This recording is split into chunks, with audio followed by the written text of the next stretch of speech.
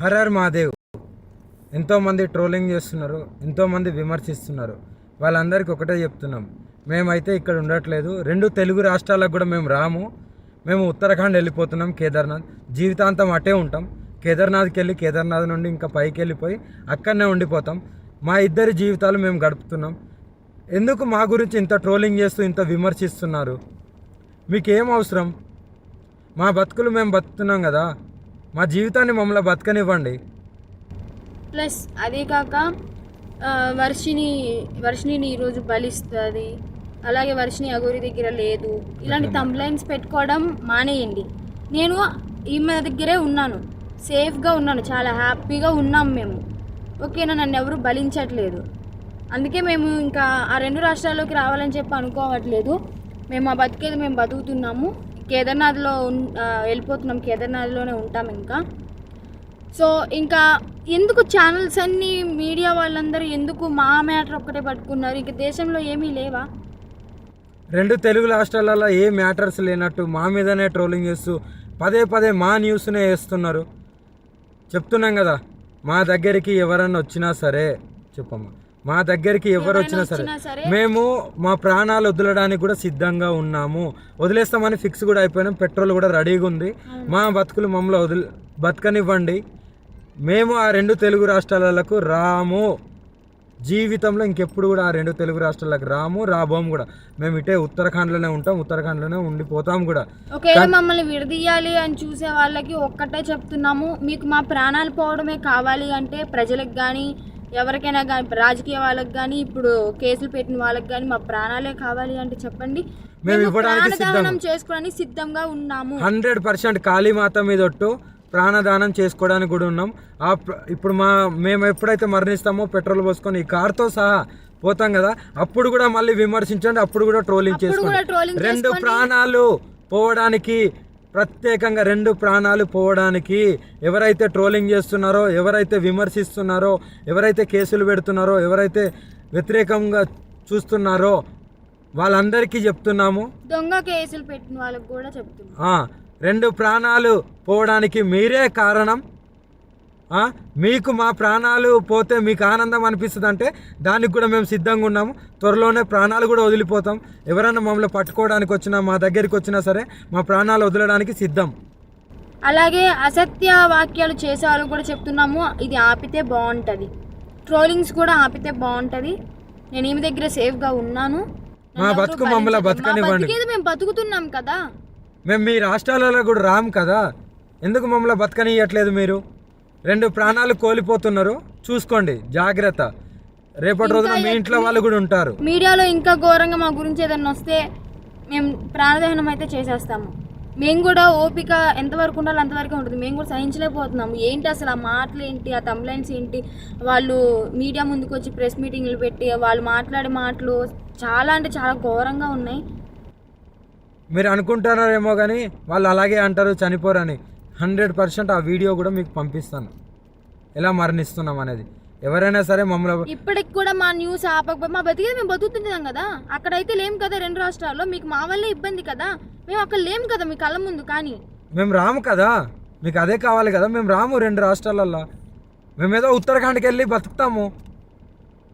ఇప్పటికైనా ఆ యూట్యూబ్ వాళ్ళకి కానీ ఎవరికైనా కానీ చెప్పేది ఒకటే, మా న్యూస్లు ఆపేస్తే బాగుంటుంది. ఇంకా దేశంలో చాలా ఉపయోగపడే న్యూస్లు ఉన్నాయి, అవి చూపించండి. మాది ఒక్కటే కాదు కదా, ఇప్పటికైనా ఆపుతారని చెప్పి. 2 ప్రాణాలని తీసుకోవాలనుకుంటే ఇంకా చేసుకోండి. ఇంకా చూసి ఈ వారం రోజులలోనో ఇంకా ఈ 2-3 రోజులలోనో చూస్తాము, లేకుంటే డైరెక్ట్ దహనం అయిపోతాము.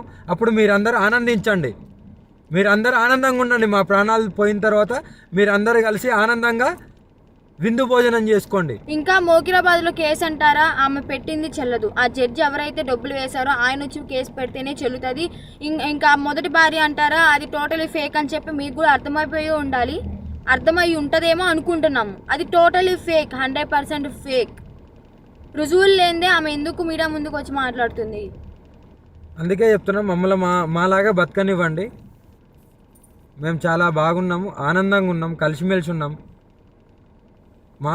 మా వల్ల మీకు ఎలాంటివి రాదు. మేము ఆ 2 తెలుగు రాష్ట్రాల్లో కూడా రాబోము, మాకు అవసరం లేదు కూడా.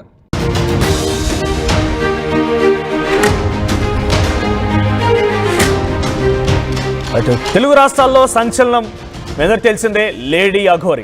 ముచ్చటగా మూడోసారి వర్షిని అఘోరి ఇద్దరు కూడా పెళ్లి చేసుకున్నారు. నిన్న వారిద్దరు చెప్పినట్టుగానే అంగరంగ వైభవంగా వారి వివాహం జరిగింది. కొన్ని వీడియోలు ఇప్పుడు సోషల్ మీడియాలో వైరల్గా మారాయి. ప్రస్తుతం ఆర్టీవీ స్టూడియోకి అందుబాటులోకి వచ్చారు, వారితో మాట్లాడదాం. ఫస్ట్లో ఇద్దరికి కూడా ఎలా జరిగింది వివాహం, ఏమనిపిస్తోంది? వర్షిని, ఫస్ట్ నీ నుంచి ఒపీనియన్ కావాలి. ఎలా జరిగింది వివాహం? మ్యారేజ్ అయితే చాలా ఘనంగా జరిగిందండి, చాలా హ్యాపీ. మా గురుగారి పర్మిషన్ తో జరిగింది కాబట్టి మీరు చూసారు కదా వీడియోస్ లో కూడా ఎంతో చక్కగా జరిగింది. హిందూ సాంప్రదాయంలో చక్కగా చాలా హ్యాపీగా ఉన్నాం. ఓకే. అలాగే నైట్ కూడా ఒక భజన టైప్ లో, అంటే ఒక మినీ రిసెప్షన్ లో పాటల వాళ్ళని, డాన్స్ వాళ్ళని పిలిపించి ఒక చిన్న కార్యక్రమం కూడా చేస్తారు. ఆ వీడియో మీకు పెడతాము, మార్నింగ్ పెట్టాలనుకున్నాము, ఇప్పుడు పెడతాము. అంటే ఫస్ట్ నాకు ఒక డౌట్ ఉంది ఇక్కడ.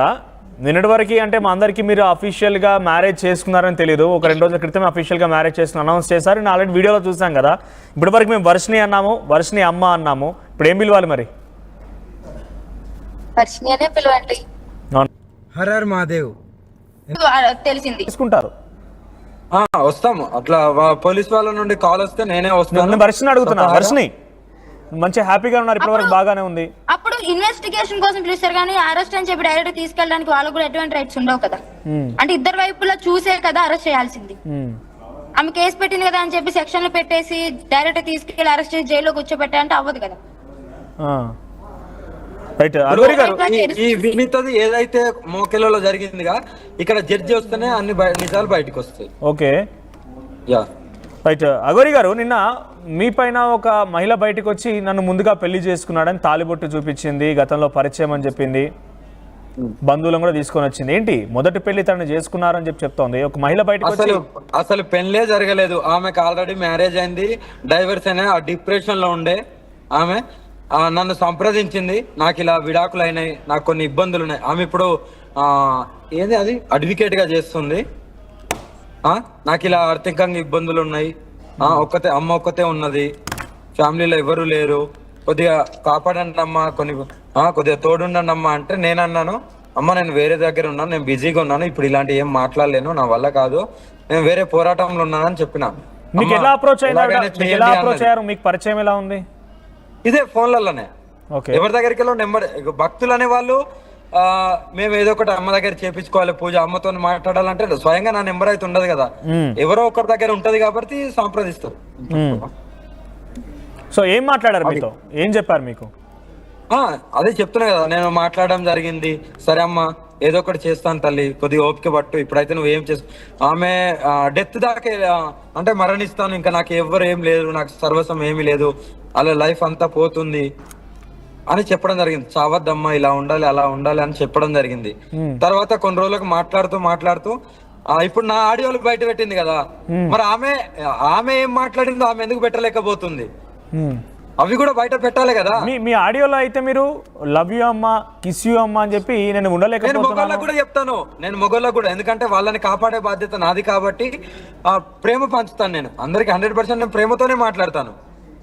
వాళ్ళు ఏ డిప్రెషన్ లోకి వెళ్ళి బయటికి రావాలో నేను అలా మాట్లాడతాను. కానీ తాళి కట్టలేదు. ఆమె ఏమన్నది, వీడియో కాల్ చేసి మందు బాటలు బట్టి నిన్ను పెళ్లి చేసుకుంటా, నువ్వు నాతో ఉండు, నీకు ఆశ్రమం కట్టిస్తాను, ఇలా బతుకుదాం అంటే ఆశ్రమం ఎందుకు కట్టిస్తా అన్నది ఏదో ఒక